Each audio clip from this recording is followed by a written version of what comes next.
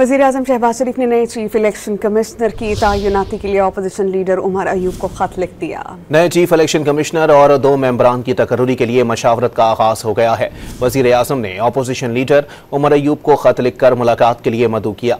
वज़ीर-ए-आज़म ने खत में कहा कि चीफ इलेक्शन कमिश्नर और 2 मेंबरान की मुद्दत 26 जनवरी को ख़त्म हो चुकी है।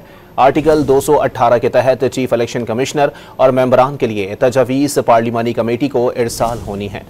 वज़ीर-ए-आज़म शहबाज शरीफ ने नए चीफ इलेक्शन कमिश्नर की तैनाती के लिए अपोजिशन लीडर उमर अयूब को खत लिख दिया। नए चीफ इलेक्शन कमिश्नर और 2 मेंबरान की तकर्रुरी के लिए मशावरत का आगाज हो गया है। वज़ीर-ए-आज़म ने अपोजिशन लीडर उमर अयूब को खत लिखकर मुलाकात के लिए मदऊ किया। वज़ीर-ए-आज़म ने खत में कहा कि चीफ इलेक्शन कमिश्नर और 2 मेंबरान की मुद्दत 26 जनवरी को ख़त्म हो चुकी है। आर्टिकल 218 के तहत चीफ इलेक्शन कमिश्नर और मेंबरान के लिए तजवीज़ पार्लिमानी कमेटी को इरसाल होनी है। वज़ीर-ए-आज़म शहबाज शरीफ ने नए चीफ इलेक्शन कमिश्नर की तैनाती के लिए अपोजिशन लीडर उमर अयूब को खत लिख दिया। नए चीफ इलेक्शन कमिश्नर और 2 मेंबरान की तकर्रुरी के लिए मशावरत का आगाज हो गया है। वज़ीर-ए-आज़म ने अपोजिशन लीडर उमर अयूब को खत लिखकर मुलाकात के लिए मदऊ किया।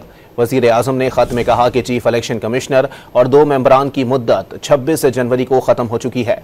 आर्टिकल 218 के तहत चीफ इलेक्शन कमिश्नर और मेंबरान के लिए तजवीज़ पार्लिमानी कमेटी को इरसाल होनी है।